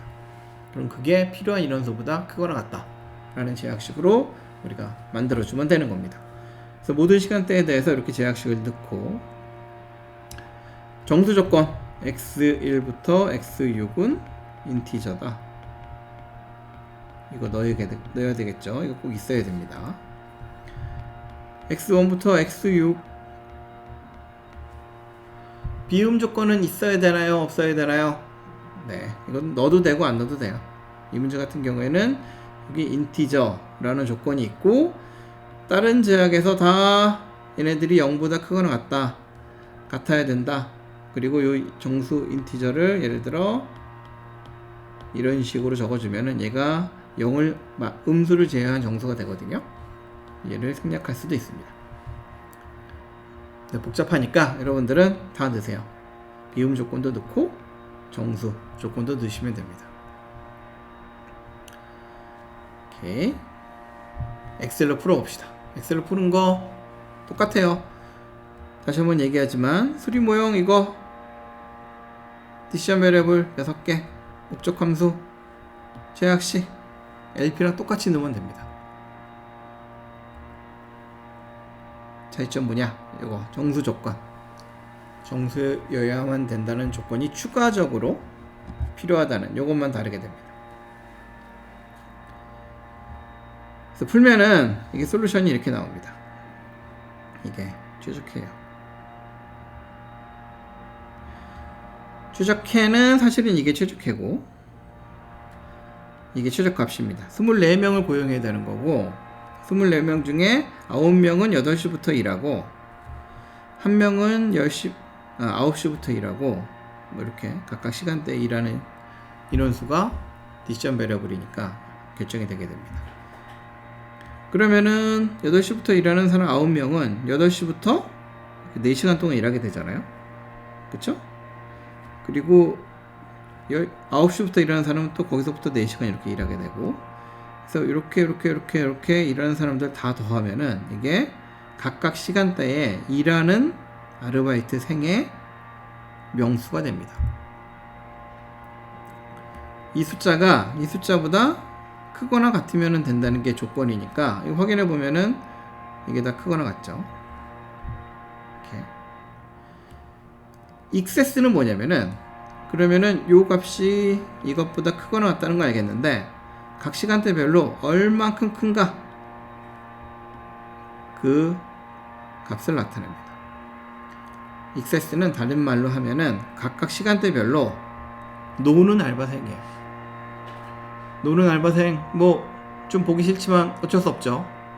배 아프고 안타깝지만 어쩔 수가 없어요. 4시간 연속으로 일해야 된다는 조건 때문에 그 시간 1시간만 내가 알바를 딱 쓰고 이런 게 불가능하거든요. 그러니까 어쩔 수 없이 바쁜 시간을 대비하기 위해서 이렇게 미리 근무를 시작하는 알바생들은 좀 한가한 시간대에는 놀 수도 있는 거죠. 그렇죠? 근데 이 솔루션을 보니까 8시에 9명이 놀잖아요. 8시에 사실은 알바 1명도 필요 없는데 정규직 5명으로 다 일할 수 있는데 알바 5명이 8시에 와가지고 바글바글 그러면 사실은 좀 이건 보기 안 좋잖아요. 그쵸? 여러 면으로. 그래서 사장님이 여러분들이 이렇게 솔루션을 해서 가져갔는데 사장님이 얘기했어요. 나는 8시에 알바생들 와가지고 9명 노는 거 싫어. 다른 최적해는 없어. 이렇게 물어봤습니다. 다른 최적해. 이게 얼터너티브 옵티멀 솔루션이에요. 다른 최적해라는 것은 목적 함수 값은 같은데 그 결정 변수 값이 다른 걸 의미합니다. 목적 함수 값은 같고 디시전 베리어블의 값이 다른 솔루션. 이 문제는 목적 함수 값이 지금 24예요. 24명 고용하는 겁니다. 사장님이 원하는 거는 이거죠. 오케이, 24명 고용하는 게 최선이라는 걸 알겠는데 그 24명 고용한 알바생들이 아침에 저렇게 바글바글 와서 아무것도 안 하고 노는 것 말고 다른 시간대에 오게 하는 최적해는 없어. 이거를 물어보는 겁니다. 그쵸? 그럼 그거 어떻게 찾느냐? 예전에 LP 배울 때 LP를 풀어서 나올 수 있는 4가지 경우 기억나요, 여러분들? 첫 번째가 유니크 옵티멀 솔루션이 있는 경우고 두 번째가 얼터너티브 옵티멀 솔루션이 있는 경우였습니다. 복수의 최적해가 있는 경우. 세 번째는 언바운디드고 네 번째는 인피지블이었어요. 언바운디드 케이스와 인피지블 케이스는 최적해가 존재하지 않는 경우고 유니크 옵티멀 솔루션과 얼터너티브 옵티멀 솔루션이 있는 경우는 최적해가 존재하는 경우고 최적해가 존재하는 경우도 하나이냐 2개 이상이냐 이렇게 우리가 나눴었죠. 그리고 LP 배울 때 폴리헤드론 막 이렇게 여러가지 막 꼭지점에서 최적해가 나오는데 목적 함수의 기울기가 변해서 우연히 제약식과 이렇게 겹쳐버리게 되면은 그 제약식 위에 있는 모든 점들이 최적해가 된다. 이런 것도 기억나죠. LPA 같은 경우에는 그런 식으로 얼터너티브 옵티멀 솔루션이 언제 존재하느냐 이런 것도 우리가 비교적 쉽게 알 수가 있는데, IP 같은 경우에는 아까도 설명했지만 그런 폴리헤드론 같은 그런 다각형이 없어요. 꼭지점도 없고 폴리헤드론의 그런 꼭지점을 잇는 이런 면도 존재하지가 않습니다. 그래서 좀 다른 방법이 필요해요. 얼터너티브 옵티멀 솔루션을 우리가 얻기 위해서는 다른 방법이 필요합니다. 그 방법 중에 하나가 지금부터 설명할 방법입니다. 뭐냐면은 얼터너티브 옵티멀 솔루션의 정의가 목적 함수값, 최저값이 같은 거잖아요. 최저값이 24니까 내가 목적 함수, 이거 목적 함수거든요. 지금 목적 함수가 24와 같아야 된다는 거를 제약식으로 추가합니다. 수리 모형에 목적 함수 값이 무조건 24가 나와야 된다는 건 내가 포기할 수 없어요. 24보다 큰 값이 나오면 그거는 지금보다 더 안 좋은 거잖아요. 돈이 더 드는 거니까, 사람을 더 고용해야 되니까. 사장님이 그건 싫어요. 사장님이 원하는 거는 똑같이 24명을 고용하지만 아침에 노는 사람이 좀 줄어들었으면 좋겠다, 이거거든요.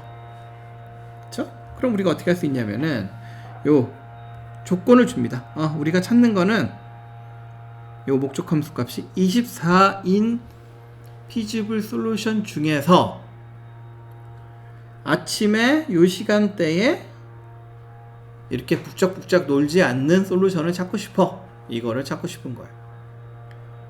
그걸 표현하는 방법으로 요걸 제약식으로 추가하고 목적 함수를 바꿔줍니다. 어떻게 바꿔주느냐? 미니마이즈 8시부터 9시까지 익세스를 미니마이즈 하는 그런 문제로 우리가 문제를 살짝 변형시킬 수가 있습니다. 익세스는 어떻게 구하냐면 수리 모형으로 보면은 익세스는 사실은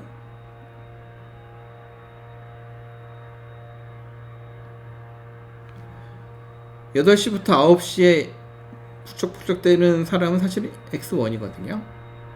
그럼 결국 이렇게 되는 겁니다. 요 수리 모형이 요게 목적 함수가 x1부터 이게 24라는 제약식으로 추가가 되고 목적 함수가 요게 x1으로 바뀌는 거예요. 즉, 요 시간대에 인원을 줄이면서 총 고용하는 인원은 24인 솔루션을 찾는 거죠. 엑셀로 봐도 간단합니다. 엑셀에서 여기 익세스라는 요 칸을 우리가 미리 이렇게 만들어 놨기 때문에 목적 함수를 요 익세스 요 셀 위치로 바꿔주고 요 목적 함수, 기존의 요 목적 함수 요 셀을 24와 같다는 제약식으로 이렇게 제약식으로 추가해 주면 되는 겁니다. 이렇게 해서 문제를 풀면은 이게 나온 솔루션이에요. 솔루션 볼까요? 이거 지우고 그러면은 8시부터 9시 사이 익세스는 줄어들었어요. 이 사장님이 원하는 대로 됐어요. 이때는 노는 사람이 하나도 없습니다. 근데 보니까 이게 12시부터 1시 사이에 9명이 또 익세스가 생겼어요. 즉 노는 사람이 북적북적 되는 시간대가 바뀐 거예요. 8시부터 9시가 아니라 12시부터 1시 사이로 9명이 똑같이 이동해 버린 겁니다. 사장님이 또 이런 또 보기 싫어할 거 아니에요? 그쵸? 사장님이 9명이 막 이렇게 북적북적 노는 게 보기 싫어요. 그럼 사장님이 여러분들이 물어보겠죠. 도대체 원하는 게 뭐예요, 사장님?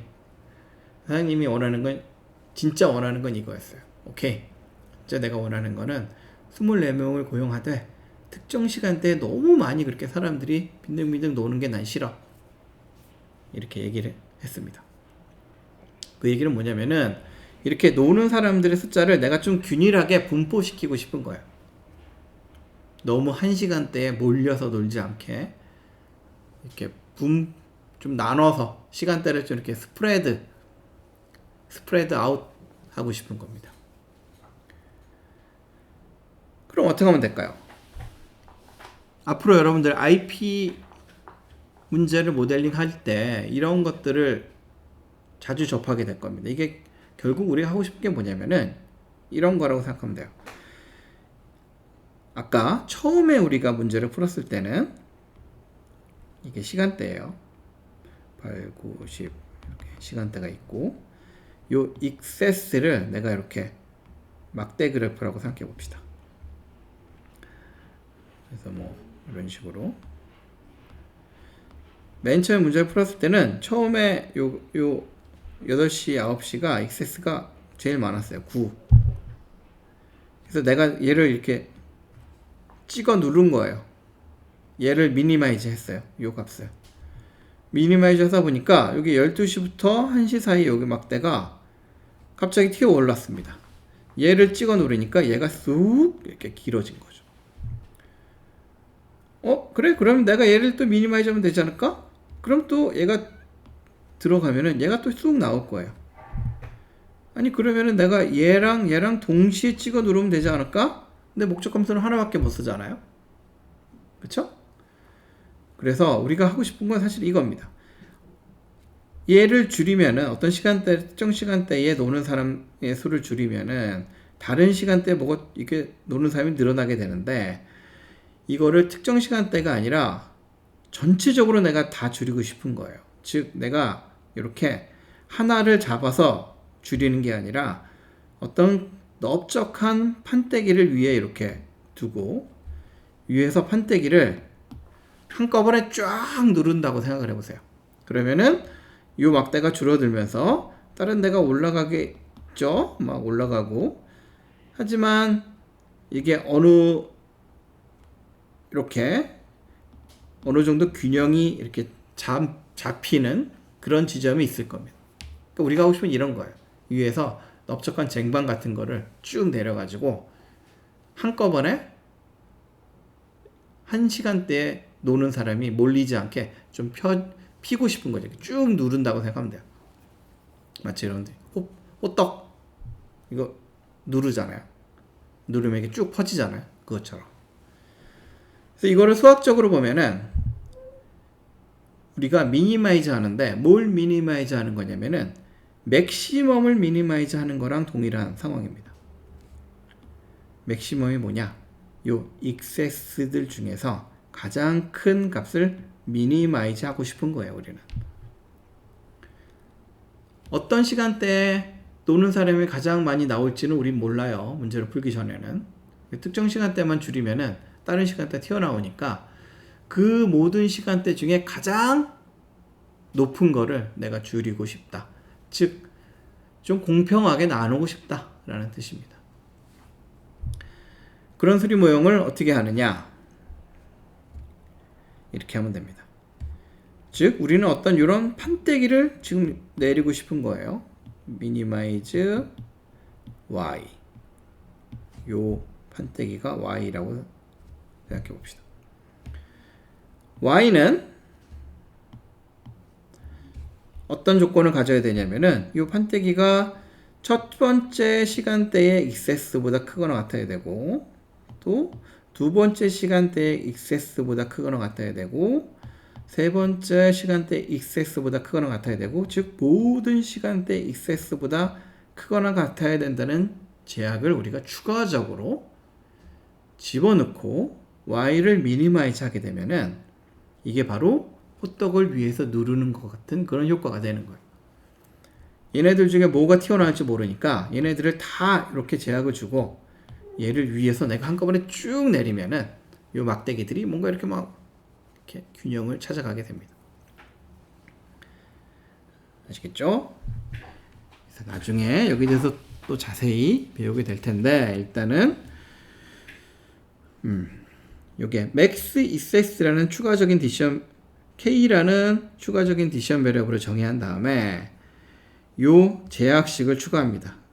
어떤 제약식을 추가하냐면은 그러니까 요게 추가적인 디시전 베리어블이 되는 거고 요 추가적인 디시전 베리어블을 미니마이즈 하는 거고 얘가 y라고 생각하면 돼요. 여기 제약식에 보시면 요 마지막 제약식이 그 위에서 누르는 제약식입니다. 즉 모든 EX가 요 값보다 작거나 같아야 된다. 제약식이 9개가 들어가는 거예요. 여기서는 하나처럼 보이지만 이게 지금 레인지가 돼 있잖아요. 즉 9개 제약식이 다 하나씩 쭉 들어가는 겁니다. 그래서 풀면은 보시면 아시겠지만 이게 가장 많이 노는 시간대가 3명이잖아요. 좀 골고루 퍼지는 걸 우리가 확인할 수가 있습니다. 아시겠죠? 오케이. LP랑 좀 다르죠, 여러분들. LP랑 다르게 뭔가 이런 식으로 모델링 하는데 이게 뭔가 좀 재밌어요. 또 재밌고 뻔하지 않습니다. 오케이. 또 다른 예제 봅시다. 이제 바이너리 베리어블에 대한 예제를 살펴봅시다. 바이너리 베리어블은 아까도 얘기했지만 0 또는 1의 값만 가질 수 있는 특수한 정수 조건이에요. 바이너리 베리어블은 이거 어떻게 써먹느냐? 굉장히 유용합니다. 논리적인 어떤 조건을 표현할 때 굉장히 많이 쓰입니다. 바이너리 베리어블을 수리 모양에 적을 때는 이렇게 적어도 돼요. 인티저인데 0부터 1 사이에 있는 인티저다 하면은 0, 1 두 개밖에 안 되잖아요. 혹은 이렇게 적어도 됩니다. 이렇게 0 또는 1이다. 혹은 이렇게 적어도 돼요. 0, 1, 두 개 중에 하나 값만 갖는다 라는 뜻이죠. 혹은 이렇게 적어도 돼요. B라고 이렇게 적어도 됩니다. B가 바이너리 집합이라는 뜻으로 이거랑 동일한 거예요. 바이너리 조건을 표현하려면은 이것 중에 아무거나 하나 쓰면 됩니다. 여러 개를 쓸 필요도 없어요. 이 중에 하나만 쓰면 됩니다. 바이너리 베리어블로 표현할 수 있는 로지컬 조건이 굉장히 다양하거든요. 정말 무궁무진합니다. 앞으로 우리가 계속 여러 가지 다양한 재밌는 조건들을 배울 거예요. 근데 우린 지금 처음이니까 그 중에 가장 심플한 거 하나 예제로 배워봅시다. 어떤 문제냐면은 우리 회사 내부에서 이제 뭐 엔지니어링 회사예요. 뭐 삼성전자나 뭐 이런 회사입니다. 그런 회사에서 보면은 내부에서 여러 가지 프로젝트가 진행돼요. 뭐 제품을 개선해야 되잖아요. 새로운 제품 만들기도 하고 기존 제품 개선도 하고 여러 가지 프로젝트가 진행되는데 이런 프로젝트를 진행할 때 모든 프로젝트를 다 하는 건 사실 좀 불가능합니다. 시간도 부족하고 돈도 부족하고 사람도 부족하고. 그래서 여러 개의 프로젝트 후보가 있는데 이게 5개예요. 이 5개 중에 내가 고르고 싶어요. 어떤 프로젝트를 내부적으로 수행할지 고르고 싶습니다. 프로젝트를 고르는 기준은 뭐냐면은 2가지예요. 이 프로젝트를 수행했을 때 내가 기대할 수 있는 이득이 하나 먼저 주어집니다. 그럼 요 기대할 수 있는 이득이 큰 프로젝트, 예를 들어 요거 같은 거 2번 아니면은 요 5번 뭐 이런 것들 하는 게 좋겠죠. 근데 이런 프로젝트들은 이렇게 프로젝트 수행하기 위해서 필요한 돈이 많이 들어요. 또 사람도 이렇게 필요합니다. 그래서 우리는 2가지를 체크해야 되는데 가지고 있는 돈을 넘으면 안 되고 예산, 사람도 넘을 수가 없습니다. 즉 가지고 있는 2가지 버짓, 돈 버짓 그리고 사람 버짓 2가지를 만족하면서 요 기대할 수 있는 이득의 총합이 맥시마이즈가 되게 하기 위해서 어떤 프로젝트를 우리가 선택해야 하는지를 결정하는 문제예요.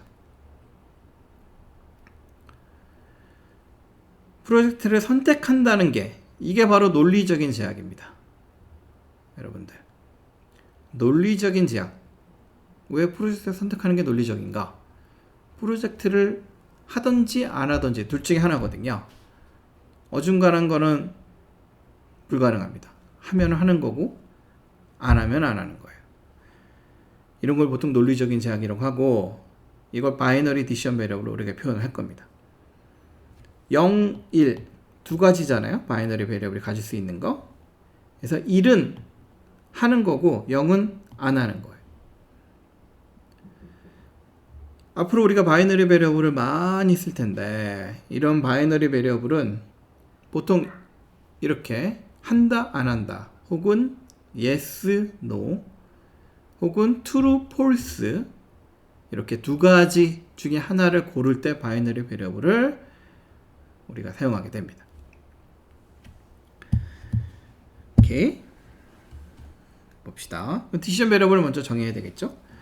디시전 베리어블은 xi라고 정의하고 i번째 프로젝트를 수행하면은 1의 값을 갖고 수행하지 않으면 0의 값을 갖는다 라고 정의해 봅시다.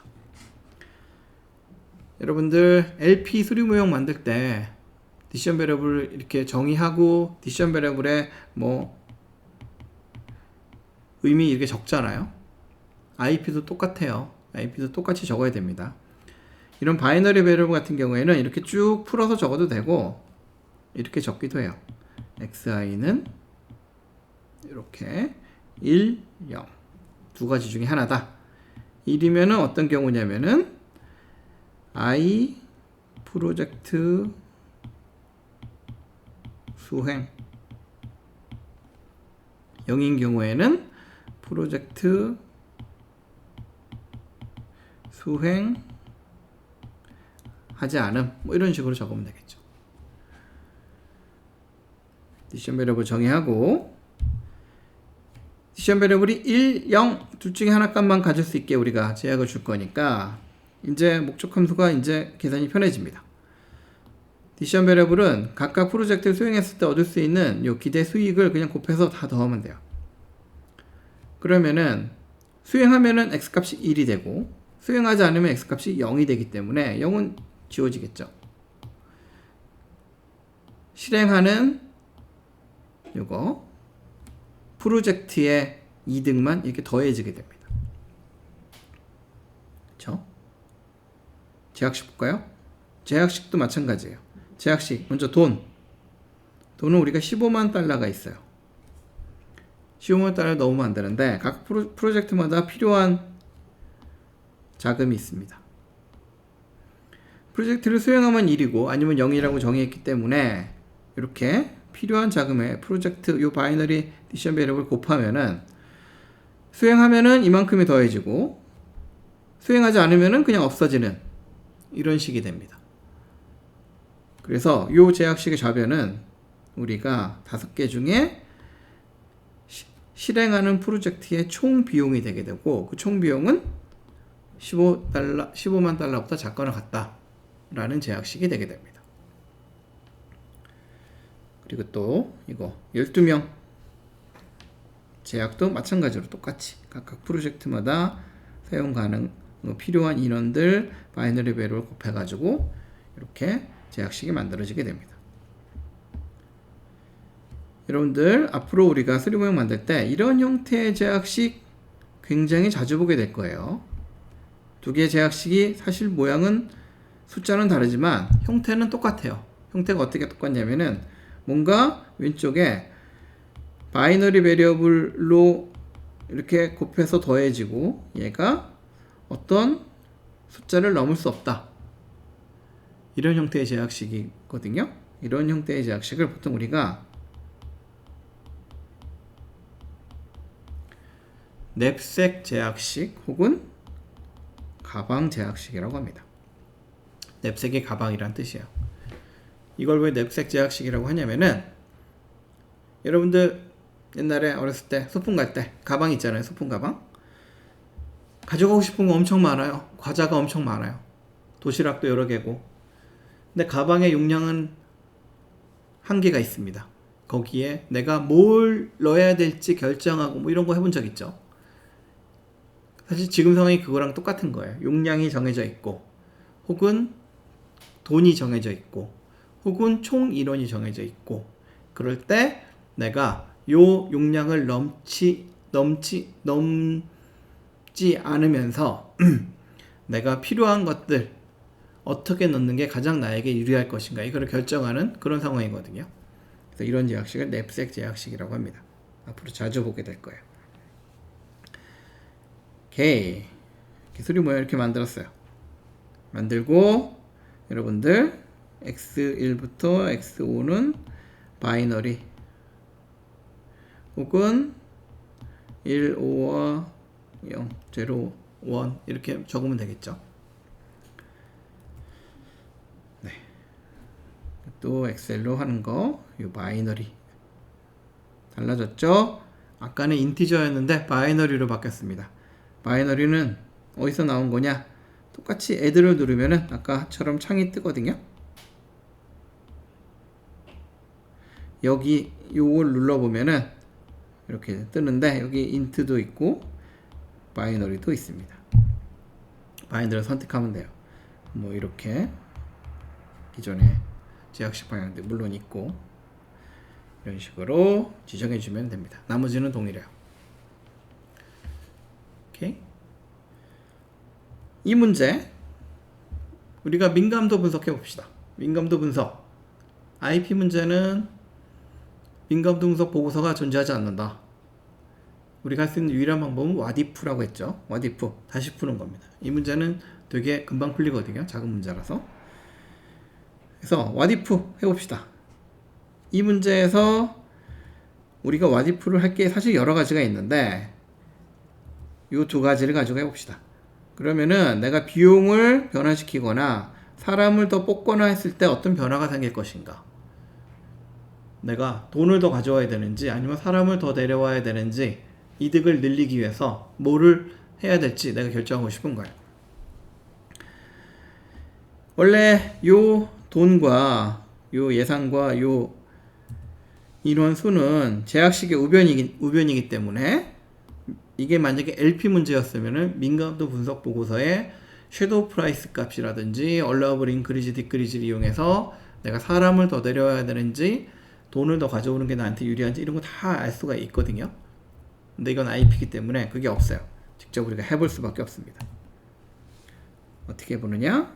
이렇게 해보는, 모든 경우 다 해보는 거예요. 돈을 그러면 15만 달러에서 증가시켜보자. 이런 경우들. 사람도 원래 12명이었죠? 증가시켜보는 거예요. 이렇게. 그러면은 이 조합이 나오잖아요. 이거 이렇게 이거 조합에 대해서 요걸 문제를 이만큼을 다 새로 푼 겁니다. 요 하나하나가 문제를 다 새로 푼 거예요. 그렇죠? 와디프는 이게 단점이라고 했죠. 이렇게 풀어서 보니까 이게 목적 함수 값인데 목적 함수 값이 당연히 예산이 증가하고 사람이 더 많아지면 목적 함수 값이 더 커져요. 여기서는 53만인데 우리가 기대할 수 있는 이득이 이렇게 두 가지가 가장 커지면 89만까지 증가하게 됩니다. 그래서 여기서 내가 하나 골라 잡으면 되는 거죠. 사장님이. 그러면 대충 돈을 예산은 이 정도로 늘리고 사람도 이 정도로 더 뭐 다른 팀에서 데려오든지 아니면 더 뽑든지. 근데 그럴 때 잘 또 살펴보니까 예를 들어 이 보라색 이거 볼까요? 보니까 여기는 다 75번으로 똑같아요. 이 영역에는. 그 얘기는 요 안에서는 이득이 변화가 없어요. 즉 돈을 더 늘려도 변화가 없는 겁니다. 그러면 돈 늘릴 필요 없죠. 어떤 영역을 이렇게 잡았을 때, 요 색깔이 다른 영역을 잡았을 때, 요 왼쪽 위에 있는 요 솔루션이 사실은 가장 좋은 솔루션들입니다.